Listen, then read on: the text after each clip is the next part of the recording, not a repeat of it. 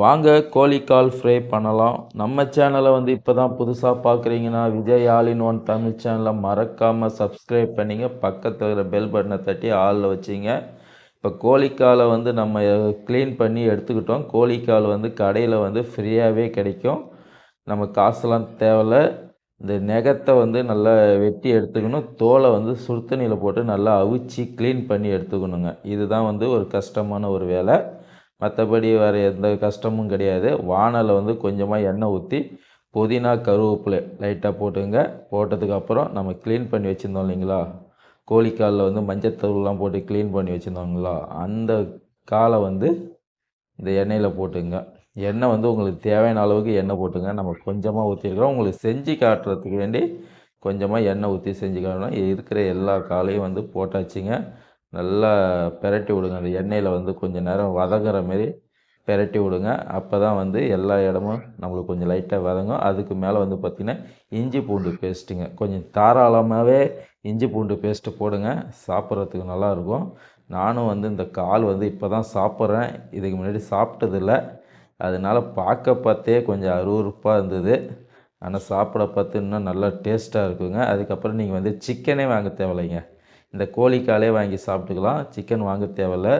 இதுக்கு மேலே வந்து ஃபுல்லாக வந்து நம்ம மசாலா மட்டும் தாங்க சேர்க்க போகிறோம். இந்த வெங்காயம், தக்காளி, பச்சை மிளகா இதுக்கெல்லாம் வேலையே கிடையாதுங்க.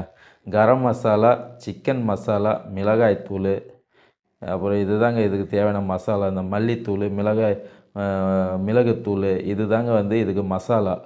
வேறு எதுவும் மசாலாலாம் கிடையாது. எல்லாம் நம்ம வந்து கடையில் சின்ன சின்ன பாக்கெட் ஒன்று வாங்கிட்டு வந்தோங்க. வாங்கிட்டு வந்து அப்படியே செய்கிறேங்க. ஆனால் சாப்பிட்றதுக்கு வேறு மாதிரிங்க டேஸ்ட்டெல்லாம். நான் நினச்சி கூட பார்த்தது கிடையாது. இந்த அளவுக்கு டேஸ்ட் இருக்குன்னு நினச்சி பார்த்ததில்ல. ஆனால் வந்து சிக்கன் கடையில் வந்து பார்த்திங்கன்னா நிறைய பேர் வந்து கால் வாங்கிட்டு போவாங்க. வாரி வாரி ஜவுத்தால வச்சு கொடுப்பாங்க. ஆனால் இந்த மாரிலாம் வந்து டேஸ்ட்டு இருக்குன்னு நான் எதிர்பார்க்கல.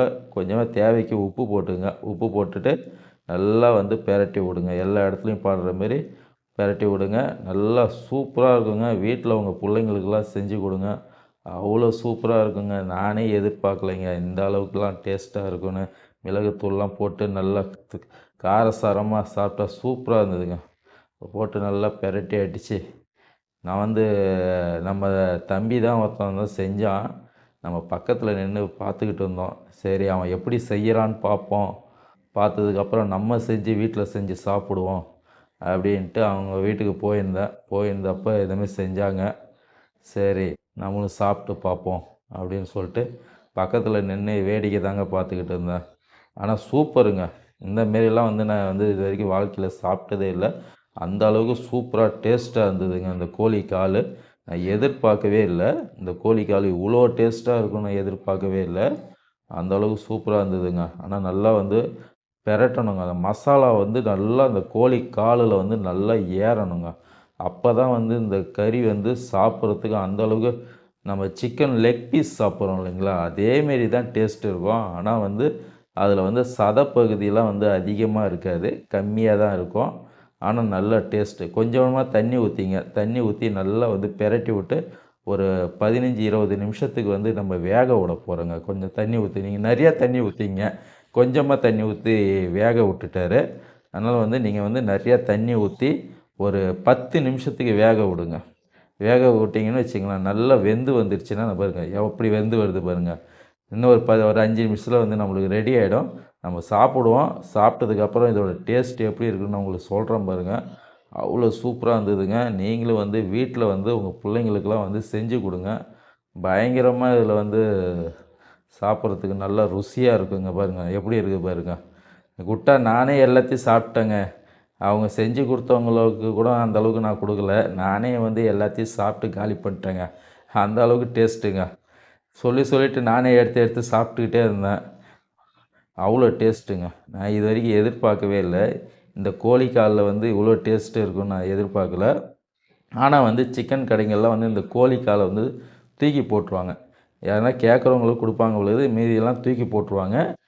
நான் வந்து அவங்கக்கிட்ட கேட்டேன். கூச்சப்பட்டுக்கிட்டே தான் போய் கேட்டேன். அவங்க எடுத்து கொடுத்தாங்க. ஆனால் இதில் வந்து க்ளீன் பண்ணுறது தான் வேலை. இந்த மேலே இருக்கிற காலெல்லாம் வந்து சுடு தண்ணியில் போட்டு ஒரு 1/2 மணி நேரத்துக்கு நல்லா கொதிக்க விட்டு மேலே இருக்கிற தோலெல்லாம் நீக்கிட்டு அதில் இருக்கிற அந்த நெகம்லாம் இருக்குது பாருங்கள், அதெல்லாம் வந்து ஃபுல்லாக கட் பண்ணிவிட்டு அந்த தோலெல்லாம் வந்து க்ளீன் பண்ணணுங்க. இதுதான் வேலை. ஆனால் வந்து வேறு மாதிரி இருந்ததுங்க. டேஸ்ட்டெல்லாம் அவ்வளோ சூப்பராக இருந்தது. நீங்களும் வந்து வீட்டில் வந்து செஞ்சு சாப்பிடுங்க. அவ்வளோ சூப்பருங்க, அவ்வளோ டேஸ்ட்டுங்க.